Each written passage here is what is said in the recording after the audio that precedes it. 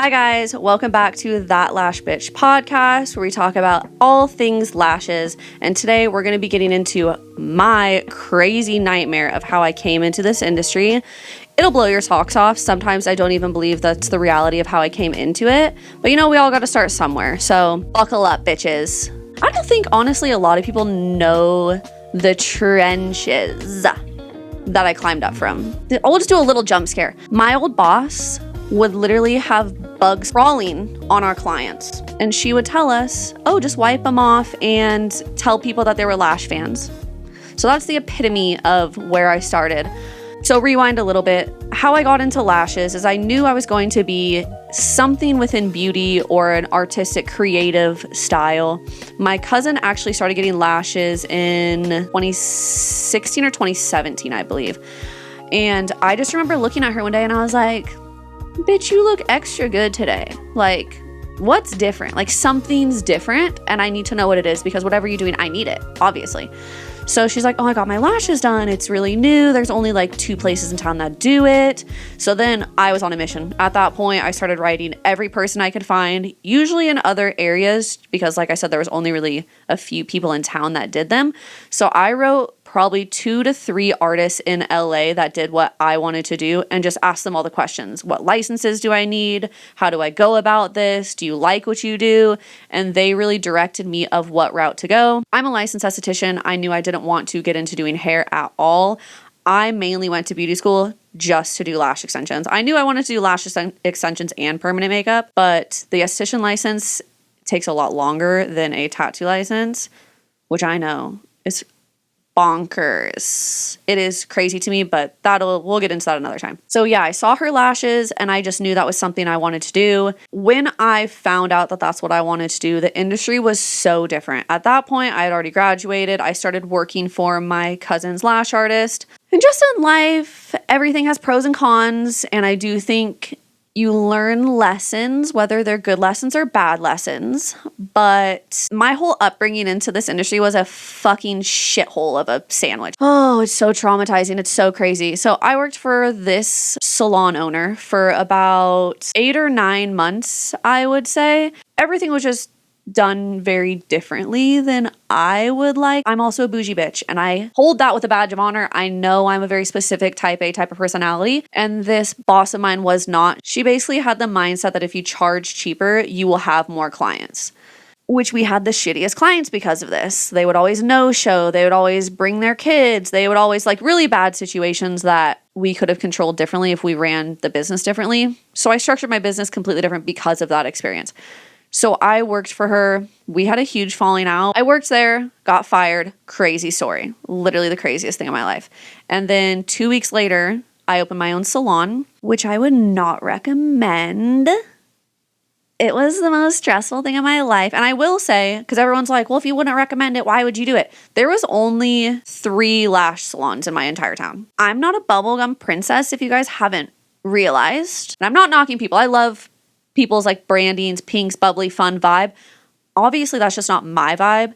And 2 of the salons were very branded that way. And it just didn't resonate with me and who I was. And I'm a very big firm believer that I'm not going to conform who I am to fit someone else's narrative or someone else's branding just to be successful. I want to fully embrace myself and all my originality and authenticity. So when I left, I started my own salon. It was me and one of my besties at the time. Well, we're still good friends, but she's just not in the industry anymore.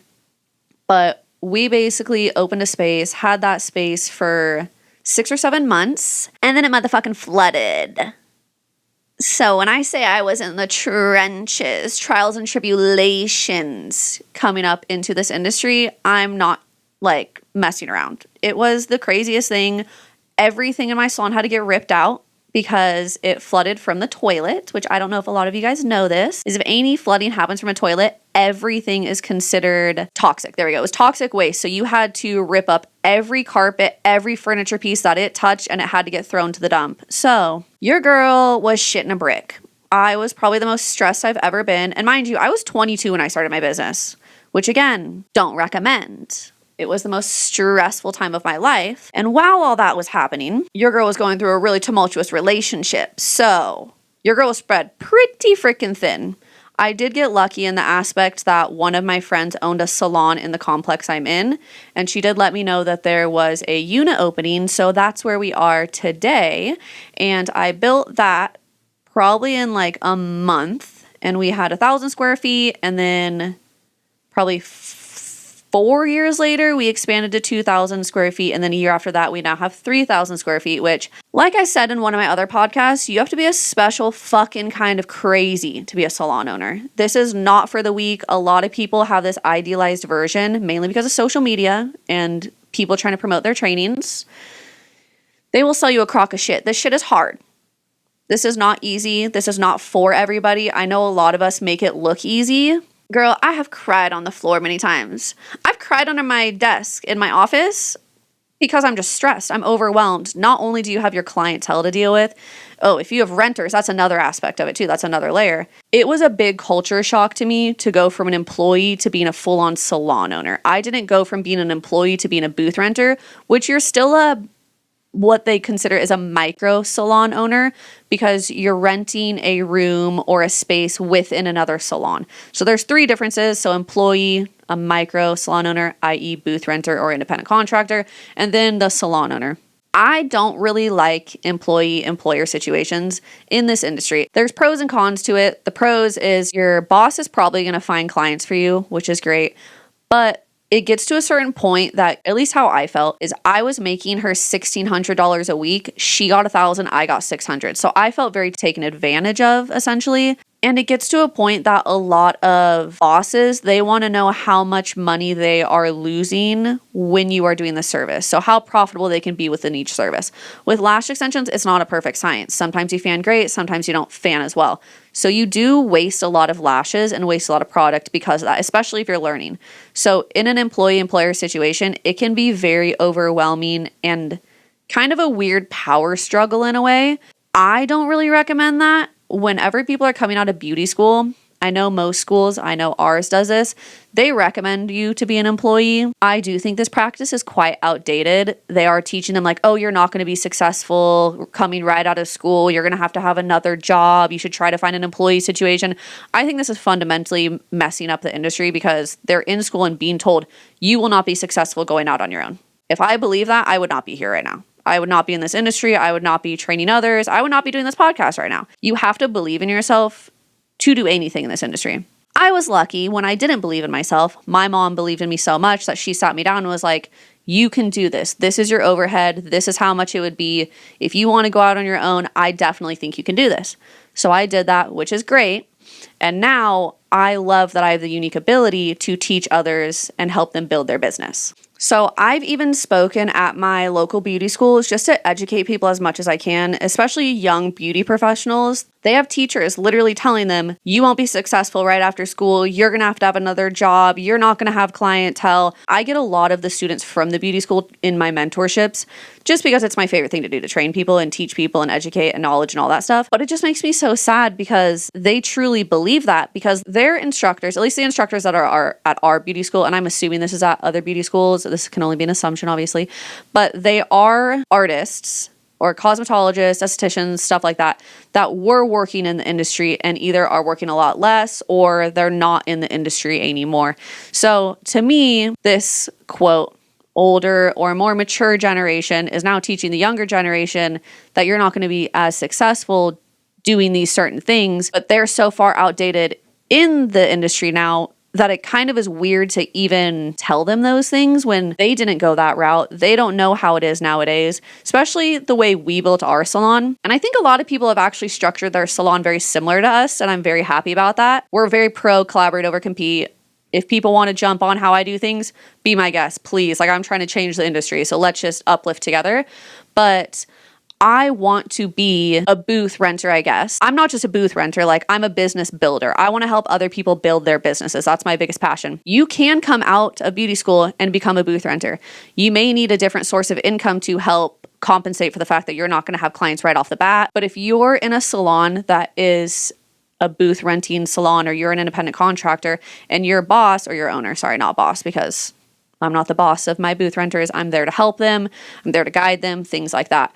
but I give them clients. I've been doing this for so long, I can't take clients. I want to get rid of some clients. Love you guys, but I cannot handle it anymore. Your girl is tired, and I want girls that I can give either some of my clients to, or anybody that calls, automatically they get directed towards those artists. I think that's a good way to structure your salon. If my whole salon's busy, it just uplifts everybody else. When there's salon owners that are just, whenever clients come into the salon, they're just taking the clients and they're not helping the other people in the salon, it's very weird to me. And I can see that those teachers from that era back then, I guess it's the era because they did grow up in the era of very gatekeeping. And that's kind of how it was when I started. And I'm so proud to see the industry change so much. People really value knowledge and education, and we want to spread that knowledge and education. We've really changed the game when it comes to gatekeeping. The salon I first worked at as an employee, she flat out told me, do not tell anybody what you use. Do not tell them what adhesive you use, how you're doing what you're doing. Do not tell anybody. And I just remember sitting there like, but why wouldn't I? Because I'm so confident in my ability to do what I do that I can tell anybody, I can show anybody, but people come to me because of me, because I'm the best at what I do. So why wouldn't I give people this information so they can be the best that they do? There's so many people to go around. More than half of my clientele I've had a minimum of 3 to 4 years. Some of my clients I've had for 7, 8 years. So once you find your clientele, just know how to keep them happy and be that bitch, and you won't lose clients. So it's just kind of confusing to me when people are like, don't tell anybody what you do, gatekeep, like that's the best way to be successful.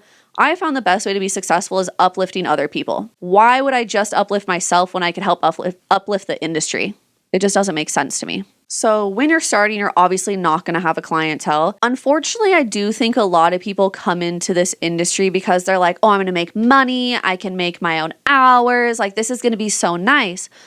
But if you want a sustainable business, you need the hustle. You need the passion. I can't tell you how many times I've stayed late, come early. I'm literally coming in tomorrow on my day off to lash a client. This is what's going to keep these clients with me. They will never go anywhere else because I bend over fucking backwards for these bitches. And I love them. They're literally my family. Some of these clients have seen me through some wild fucking shit.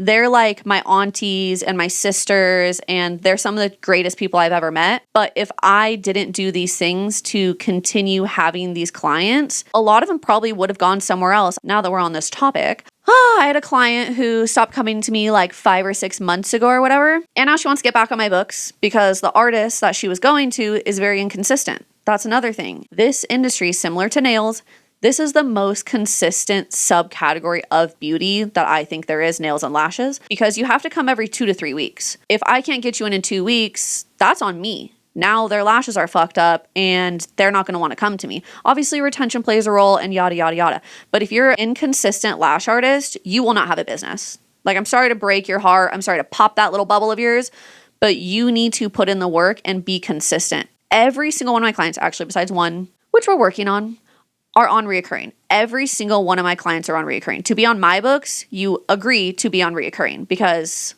I want to be consistent. I want your lashes to be in a consistent state where we're not playing catch up, where you're always feeling good, where you're always knowing that no matter what, I will find a spot for you. This bitch right here, I work every holiday. I know it is very fucking crazy. I probably shouldn't. I work every holiday besides Christmas Day and Thanksgiving Day. And yeah, I have worked Christmas Eve. I've worked my birthday. I've worked every President's Day. Valentine's Day isn't a crazy holiday, but Valentine's Day, 4th of July, literally every fucking holiday. Because I want to make sure they look good for the holidays. And that's something a lot of artists don't think about. They're always like, oh, I'm going to go on vacation. I'm going to do this. Okay, well, what about your clients? Oh, they'll find somebody else. For the week that you're gone or for the whole time frame, because you having that mentality, they're going to jump ship real fucking quick.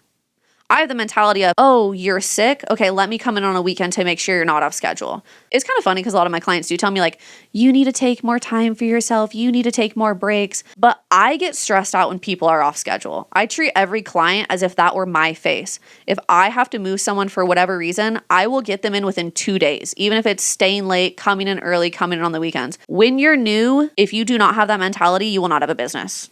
I'm crazy that I still have that mentality 8 years in. Usually at this point, people are so cutthroat where they're like, oh, you can't get in with me? Boom, off my books.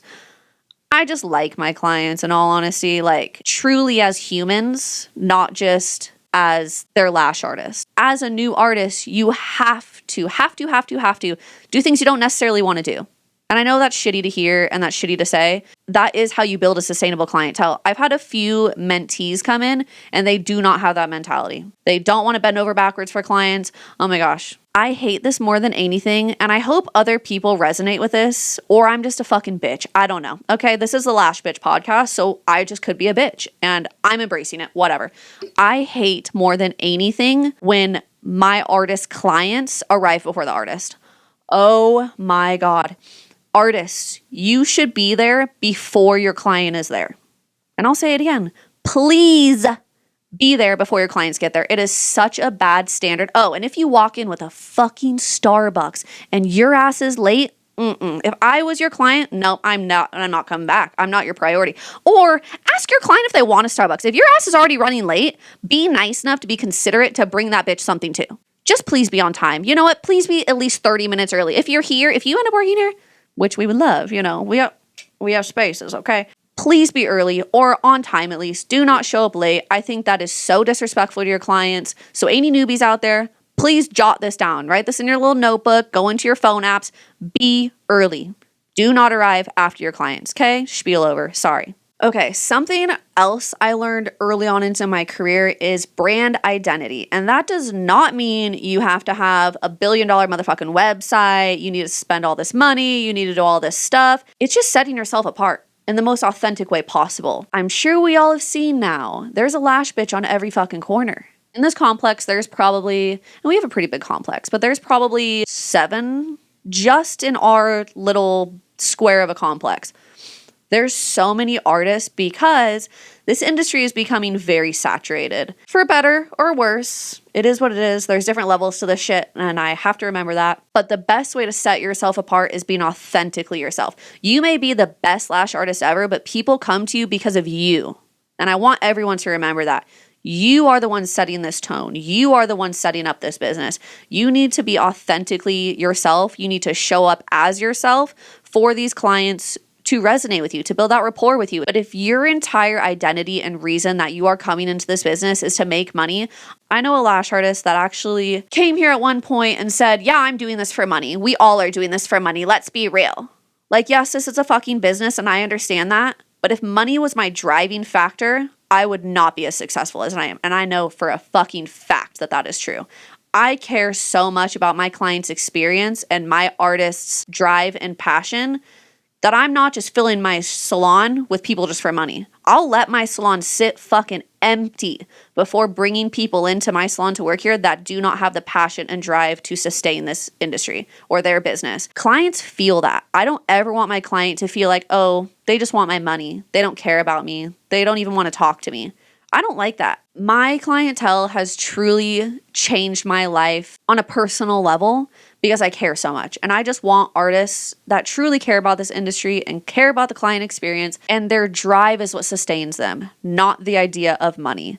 Because if money is your driving force, you're gonna have a rude fucking awakening. This industry has a lot of highs and a lot of lows. I always say there's lulls in the industry. The best way not to have lulls in the industry is connecting with your clients so they stay with you and don't go somewhere else for a cheaper price. People are very quick to be like, oh, well, you charge too much. You charge this, you charge that. You want to know the reason I can charge so motherfucking much? Because I bend over backwards for my clients. Because I come in late. I come in on weekends. I set the client experience. I have a beautiful salon. I have a brand new bed, which if you guys haven't seen my bed, go check out my Instagram. It is the best ever. I set the client experience so high and I'm fantastic at what I do. I think you should always be your number one supporter. Sorry if that sounds cocky. I put so much time, energy, love into this industry that I know I'm one of the best in the area. And I know I'm sorry if anybody is hearing this in the area and if you feel some type of way, comment below. Okay, we can get into it. I'd love to chat with you.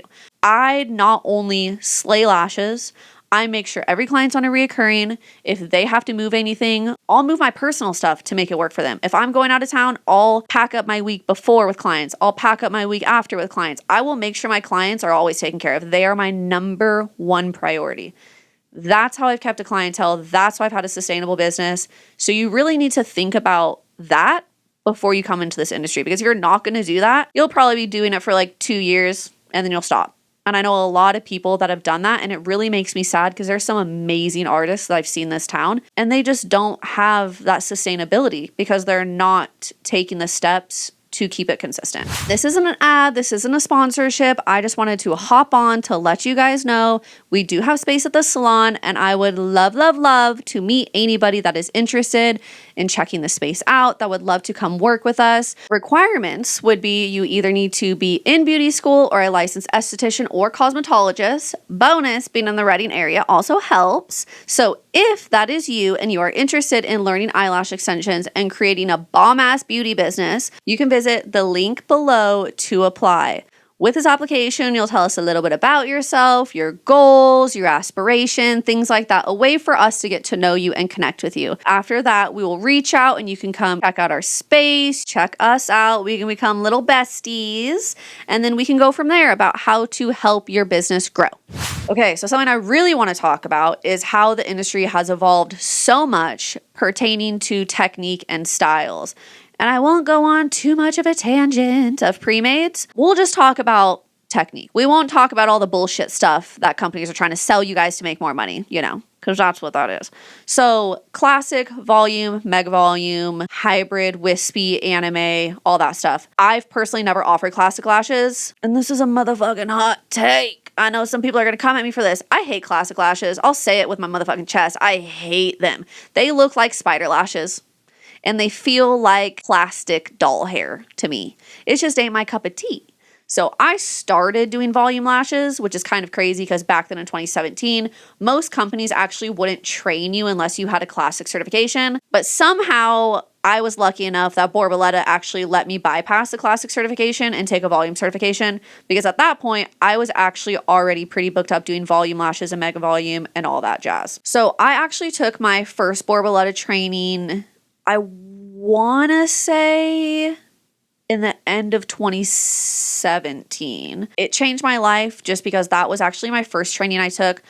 I kind of breeze over that now realizing it. When I was an employee, I basically, and maybe this is where my hatred, and I know that's pretty intense to say hatred, but I hate them. I hate pre-mades.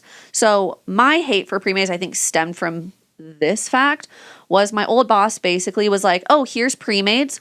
Here's how you put them on. Just do those on clients. And I just remember feeling like, I'm really going to charge people for something that I'm not doing.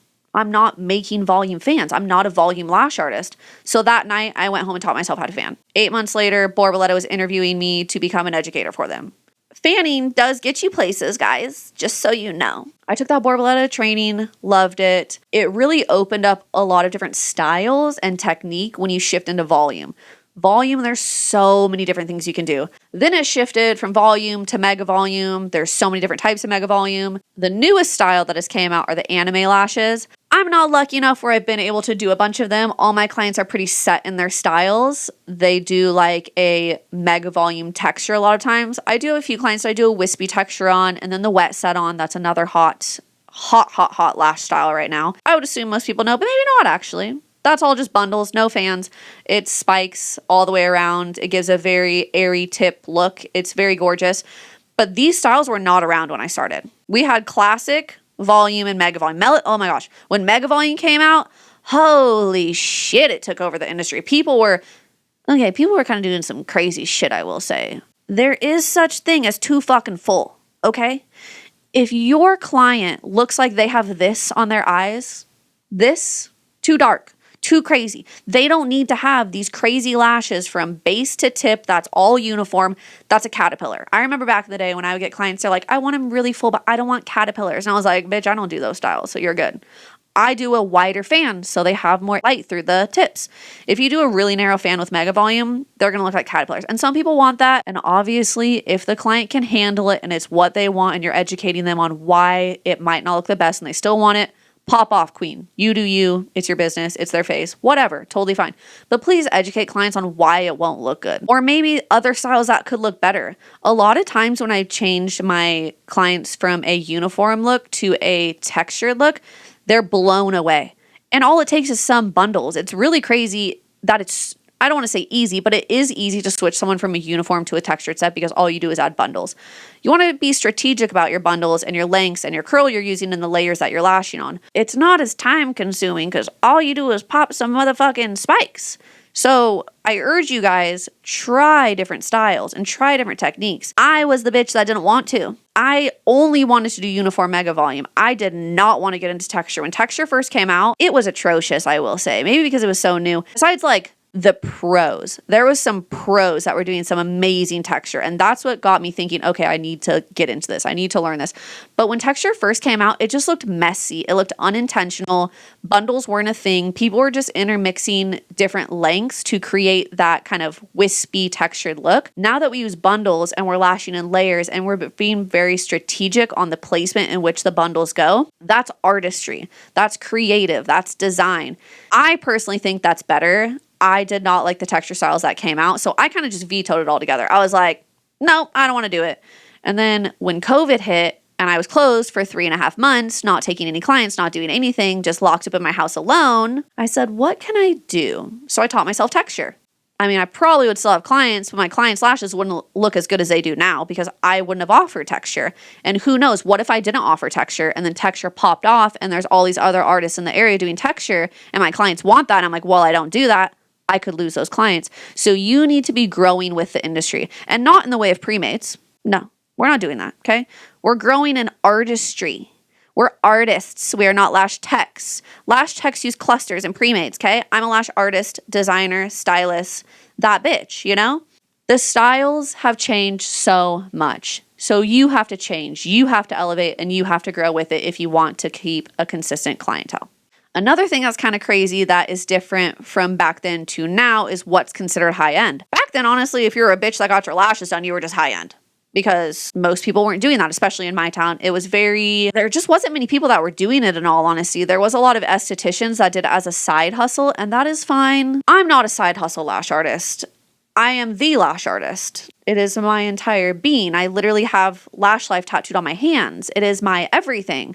I set a certain standard that other artists weren't doing in the area, and I think that's now what a lot of artists within the industry have started to do too. We've created a client experience, not just the lashes. You elevating the whole client experience is how you can charge the price you charge. I know I talked about it a little bit, but that high-end client is going to want a high-end service. I want the high-end clients. My price point is a higher price point because they're getting all the bells and whistles.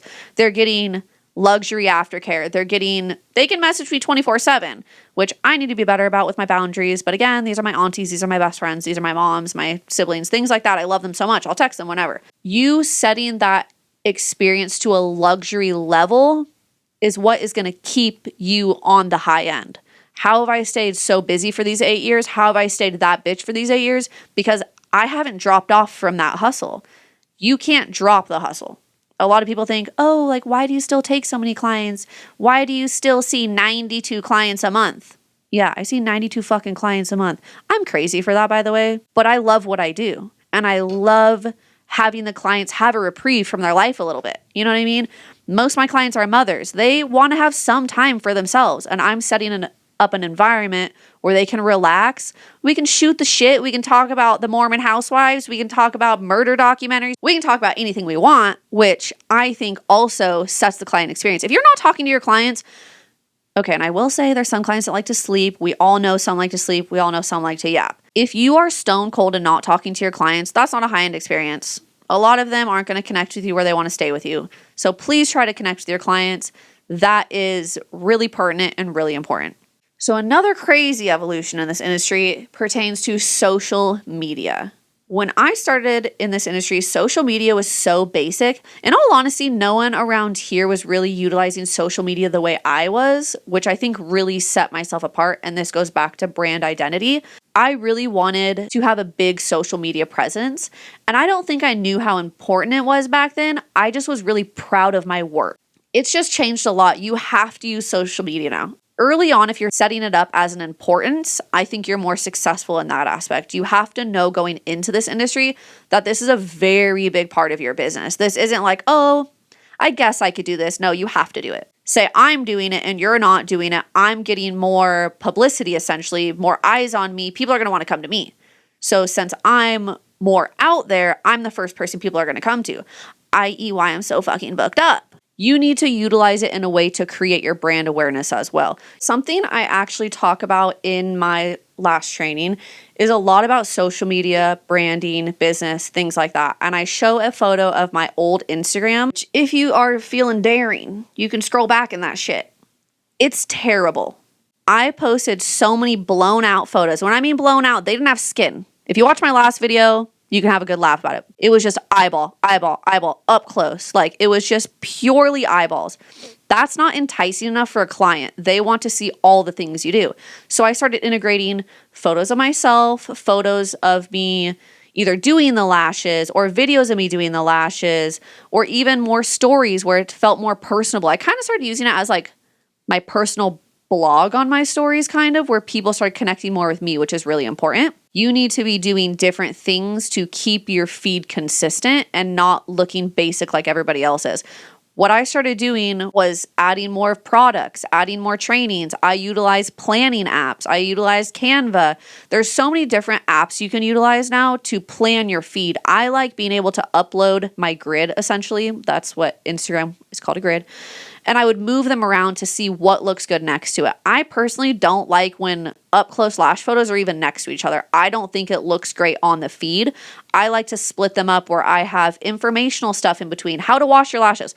I call them filler posts. So like, have a work post and a filler post, a work post and a filler post. The filler post can be how to wash your lashes, why it's important to book fills every couple weeks. Have a video of yourself washing your lashes so they can really see what it's like. It's just really important to not be cookie cutter. As bad as that sounds, like, stand on your own identity and brand yourself in a different way. It is very weird at first opening yourself up onto social media. You have criticism, imposter syndrome. There's so many times where I'll be scrolling and I'll be like, oh my God, their posts are so good. They're so well done. Like, mine are never going to look like that. Or I haven't posted in a fucking month because I'm so overwhelmed with my clientele. Don't beat yourself up too bad. Like, I was someone that really beat myself up to the point that it was really affecting my mental health. Like, y'all girl has a therapist because of this now, okay? Don't burn yourself out too much. Give yourself goals. If you're starting out and you need to be very present on social media, do 2 posts a week.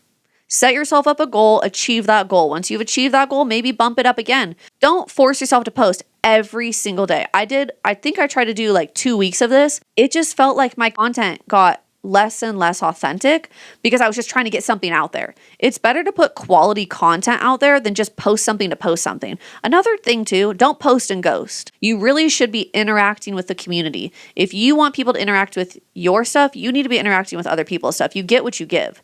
I don't know, the lash industry is so uplifting and so great. That is just different. I've never had someone blatantly criticize myself on social media. I don't know, also because some people think I'm fucking intimidating and scary. So maybe I'm just not the one that they would do it to. And it took me a long time to get to this, I will say, because I used to care a lot about what people think. I don't care. I'm here to help people. I'm also here to make you guys laugh because, like, life's fucking hard enough as a business owner. If I can make someone smile, if I can make someone feel better about the struggles they're going through in their business, I want to be that for you guys. Again, back onto social media.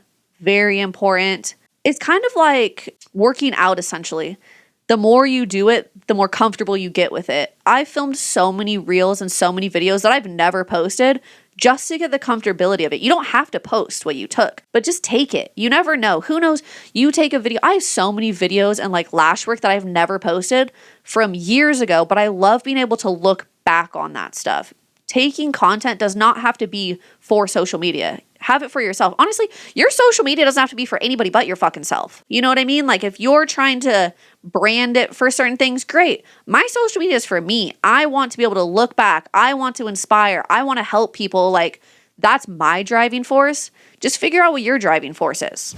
Before we get back into this whole spiel that I'm on, I wanted to take a moment to give a huge shout out to Avon Designs. I have one of their custom lash beds. It is iconic, superior, top notch, the best. It has brought my space to such a luxury experience. Clients love it. And I love that. But you know what I love more? my back not hurting, being able to fit under the bed. These legs are long. I don't fit under normal massage tables. So having a table I fit under is a game changer. And not to mention the owners, some of the most amazing people. They are so genuine. They care so much about this industry. It's truly been such a blessing to have worked with them, to know them. They truly care about not only the client experience, but the artist experience. We want to be doing this for as long as possible, I'm assuming. So having salon furniture that is conducive to that is so, so, so important. Not to mention, your girl got flames put on the side of it. Like, you can brand this bed in so many different ways. Nothing elevates a business more than something that is truly unique. It sets yourself apart in so many different ways. If you're in the area, honestly, and you haven't tried this bed, hit me up and come lay down on my bed. I also have a little discount code for you guys. So if you use the code Simply Divine, you will get discounts on these amazing beds. I would really look into it. I'm not recommending anything that I don't truly love. Everyone loves a discount, so make sure to use our promo code Simply Divine straight through their website, or you can check the link below. This is probably one of the most things I've wanted to talk about in this podcast, and a lot of people are going to think I'm fucking crazy for this. Education at a way higher standard when I first trained. People set such a high standard. The companies set a way higher standard. I will say it is amazing that we have independent trainers and educators, kind of like what I do. There's a lot of us that came up into this industry that got trained by really amazing people. And I started seeing all these companies folding and all these lash artists wanting money. So that's why they started training. Not for quality education or quality knowledge. They wanted it for the money. And I do think a lot of this industry where we are at now, it's money driven. And that chaps my ass more than anything because, like I said, this is my entire life. This is my entire passion. I want to bring value to this industry. I want to bring education and knowledge that no one else has seen in that way, I guess. These artists that are charging $100 for an online training, and I'll teach you classic, volume, hybrid, mega volume, can shove it up their fucking ass, okay? You're going to take a $99 training and it's going to be pure shit. You want to know how I know this? Because one of my girls took that training. I had one of my old clients come into me. She couldn't come into me, so she went to this artist. This artist took a $99 online training. The client came in. She was here for 2.5 hours, and we were trying to remove her lashes. Every single one of them were glued together, and every single one of them were touching the lid. My remover wouldn't even budge the fucking glue that she had on. But in this online training, they didn't teach proper isolation. They didn't teach proper placement to the lid. They didn't even teach what are proper fucking products to use. Like I said, I don't give a fuck. When it comes to the industry and the standard and the safety of clients, I put that shit on my back. I called that fucking artist and I said, hello, what the fuck did you do to this girl? What did you use? I cannot get these off. And I respect this artist so fucking much. She basically said, I took a training. I really want to be better about this. What should I do? I said, you should not touch another client. You need to take a training. This bitch was in my training 2 days later, and she is a very successful lash artist now. You can do it. That's the thing. I've taken a shitty online training. When I first got into permanent makeup, I took a very shitty online training. I didn't even touch permanent makeup for a year later after that. Just don't waste your money. The more I talk about this, I just get heated. I'm literally sweating right now. People are stealing your fucking money, and it infuriates me to my core. It's taken me a very long time to wrap my head around online trainings, which stay tuned, those are coming too. However, my online trainings will not be beginner trainings. And I know this sucks for you guys out there that are listening that want to get into lashes. If you are a new artist, do not, and again, do not take a fucking online training because no one's able to watch you. You want a trainer to be like, hey, you're squeezing too tight. You're not squeezing tight enough. You're dipping before you're lifting. You're rolling too fast. There's so many different factors that go into fanning that you're just doing yourself a disservice and you're wasting money at that point. And I will say online trainings do have a place in the industry when it comes to technique, when it comes to different styles, when it comes to business trainings or how to talk to a client, things like that. But when you're learning the fundamentals of lashing, you're going to be spending way more time getting your business going, way more time working on your craft, Why would you want to not get to that point quicker? That's how I've built my entire business, is helping other artists to not have to go through the fucking bullshit I went through. I'm self-taught. I am very proud, I will say that. However, it took me months to get to the level of just feeling confident in lashing because I didn't have someone to show me things. I didn't have someone. I figured this shit out on my own. And it's not fun to do that. If you can have somebody help you do that wants to help you, why not? Like, why wouldn't you want to do that? It's just so important. So please, when you're looking for trainings, I would say a hands-on training. Another thing to look for is your trainer a current lash artist? I truly believe your trainer should still be doing lashes. The industry has evolved so much that, say if I just stopped lashing when I did uniform mega volume, I wouldn't have learned texture. And now with anime lashes coming out, that's the next thing I'm going to teach myself and perfect because I want to be the best artist ever and the best educator ever. I'm going to continue to grow and learn the newest techniques to be able to put that in my trainings for my students. Because if not, then why wouldn't people want to take my trainings? I want to be current. I want to have all the knowledge of all the new things. If you're doing it over passion, this does not pertain to you. If you are a volume lash artist and you're giving them fucking pre-mades, stop training. Stop fucking training. Do yourself a service. Do the industry a service. Either teach yourself how to fan so you can teach those bitches how to fan, or you should not be charging what I'm charging for a volume training because mine has a hell of a lot more value than yours does. And I'm so sorry that I'm getting heated about this and I probably sound like a fucking bitch, but it's insane to me that I have met people that have taken a training that's more expensive than mine and they're like, oh, you teach how to fan in yours? Yeah, because it's a volume fucking training. What do you mean? Oh, well, my teacher just gave me pre-mades from Amazon. What? I'd be so mad if I paid over $1,000 fucking dollars. One, and I got an Amazon kit. I'm also bougie again. Our kits are top notch. We have some of the best kits. If you're getting an Amazon kit with shitty products, shitty pre-mades, that's a waste of your money. I'm so sorry. I just want people to get the best out of their trainings, the best out of this experience, because I know a lot of people that are so driven to get into this industry, take a really shitty training and then never continue with it because they think lashes are just hard or they're shitty or they're never going to be good at it because their trainer doesn't give a fuck to teach them. Again, I'm very sorry if I ruffled your feathers. Please forgive me. This is all out of love. I just love this industry. And I think it stems from the fact that I love fanning. You know how some people have a therapeutic thing that they do to like help them with anxiety? I've literally, with tears rolling down my face because I'm so stressed about things, will go sit in a corner and just fan. It truly centers me as a human. Changing the way the industry is to fit the narrative of cutting corners and making more money and fitting more clients in is what is ruining our industry. And I don't know if you can see this shit behind me. Pre-mades are ruining the lash industry because it's creating a bunch of lazy lashers. I'm getting on another tangent. We'll get into this on another podcast. So sorry about that.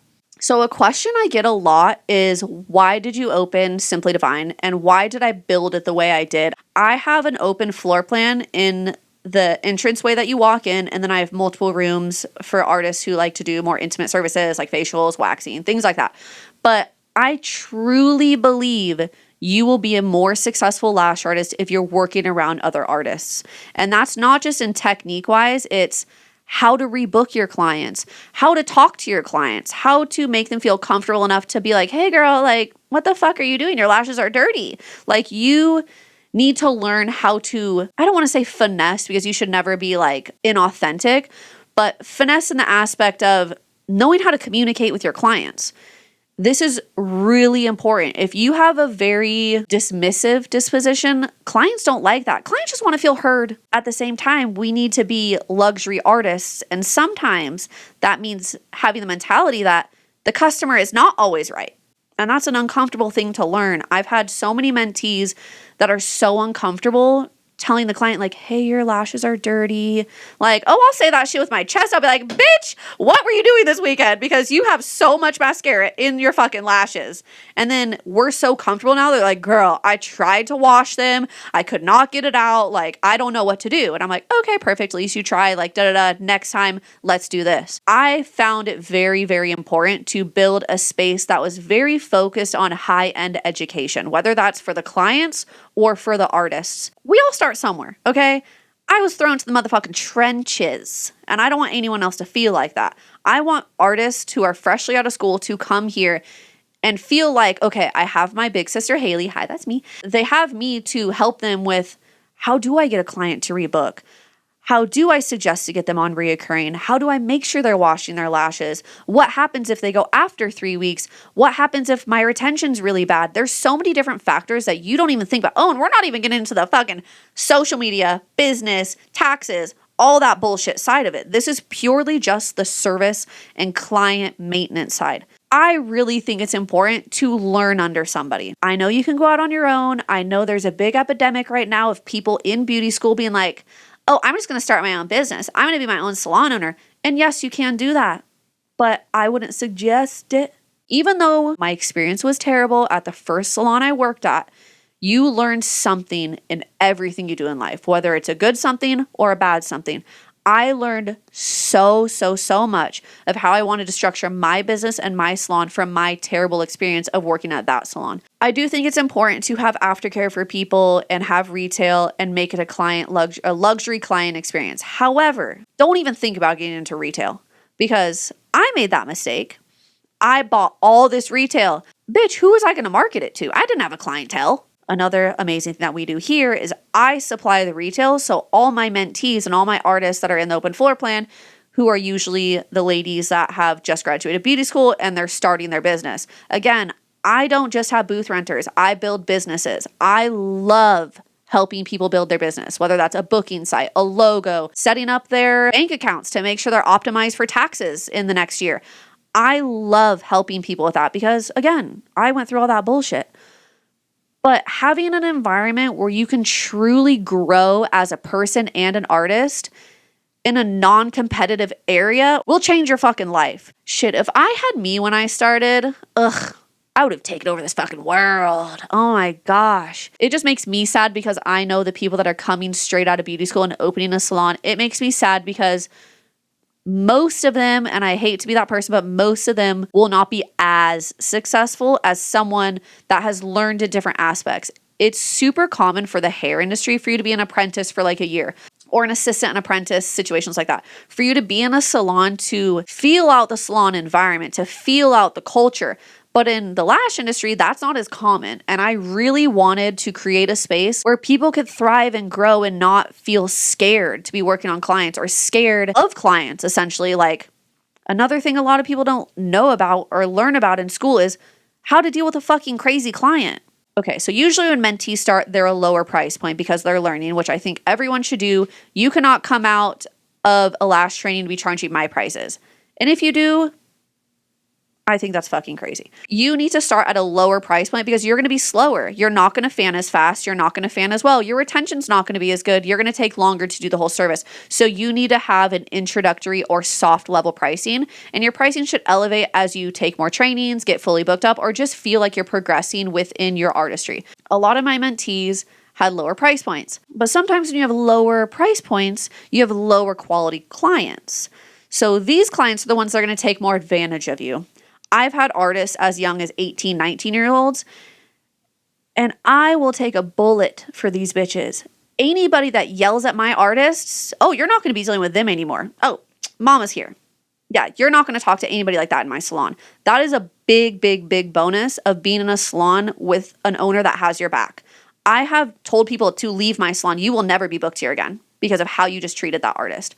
That is not okay. And a lot of times when you're new, you don't know how to do that. You're sitting like a deer in headlights like, okay, sure, whatever you say. No, not whatever you say. The customer is not always right, especially in an industry that they don't know. I got in an argument with a transfer client once who was being really rude to one of my girls about washing lashes. This artist was really trying hard. She was 19. She's probably the sweetest little gumdrop you'll ever meet. She's so quiet, so shy.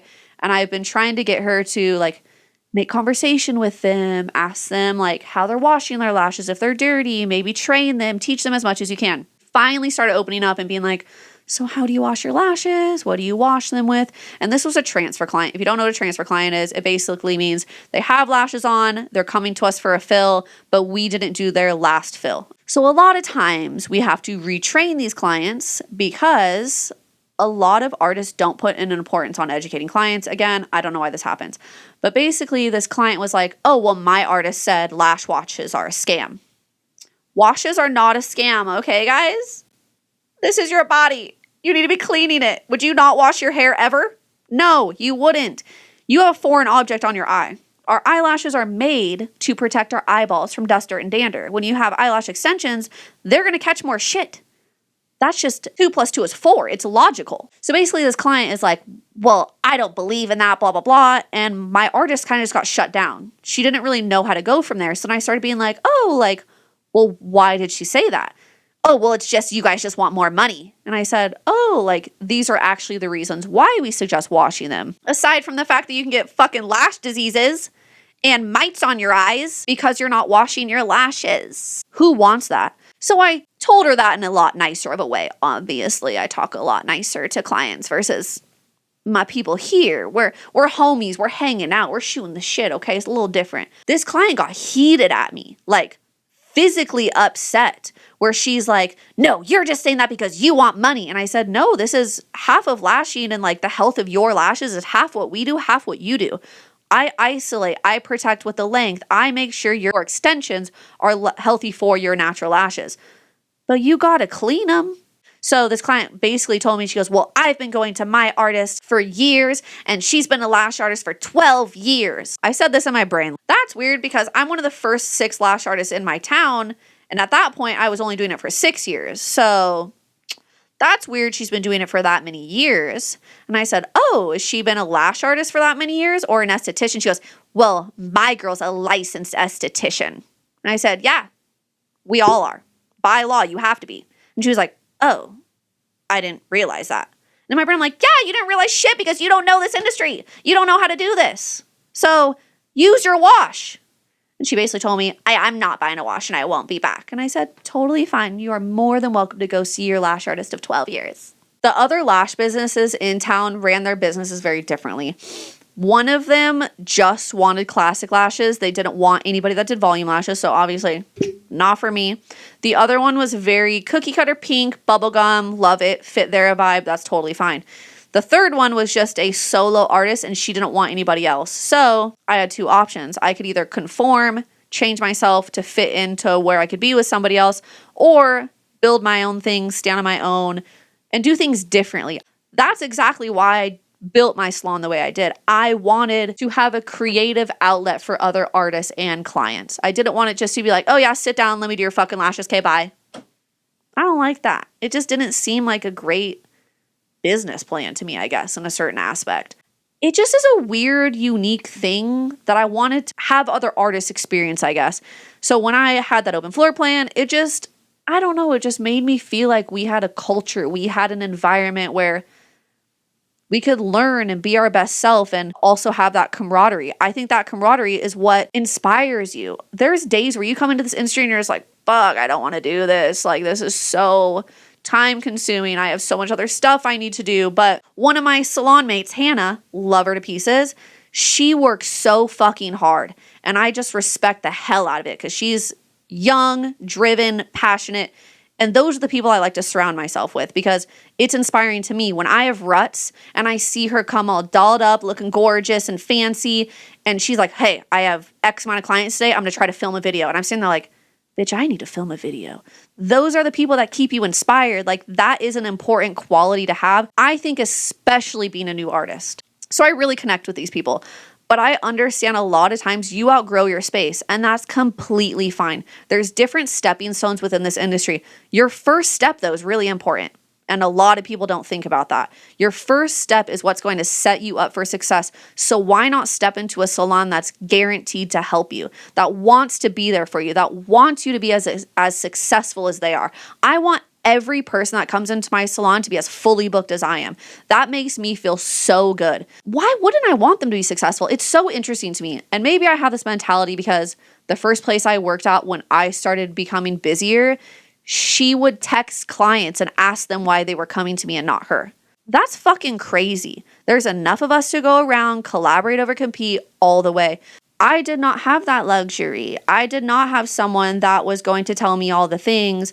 I had very basic information. So this inspired me to create a subcategory within my business, I guess you could say, which is my mentorships. And this isn't just like a one-day thing. This is you rent for 3 or 6 months or however much months you want, and I will be with you on the day-to-day. If you have a sticky, I'll get it for you. If you're having trouble writing a caption, I'll help you with that. If you need help with your booking site, if you can't connect your card system to your booking site, I'm there to help you. These little things that no one thinks about truly can make or break your business. The back end of your business, not even just the service side, is really overwhelming. So having someone that can kind of like hold your hand through it, I guess, for lack of a better phrase, is really, really nice. It's just able to help you excel faster, which in the aspect of how much time, effort, and money you have taken to go through beauty school, to do your state board, to do all these things, why not have a little help? And I think it's just going to benefit people in the future. I think I just never had that, so I wanted to be that for people. My hopes in having these podcasts is to help people that feel like they don't have a support system, because I'm here. I would love for you guys to connect with me, whether you're in the Reading area. I'd love for you to come check out the space. We have spaces available. It is my biggest passion in life, is to help other people succeed. And if you're not in the area, shoot me a DM. I would love to connect with you. If you have questions about, what products I use, what glue I like, what temperature, humidity, I don't fucking know. Whatever questions you have, I'm here to help. I have the knowledge and I want to share it. So whether you're here or not here, please connect with me. It's a very big struggle coming into this industry, no matter what area you're at.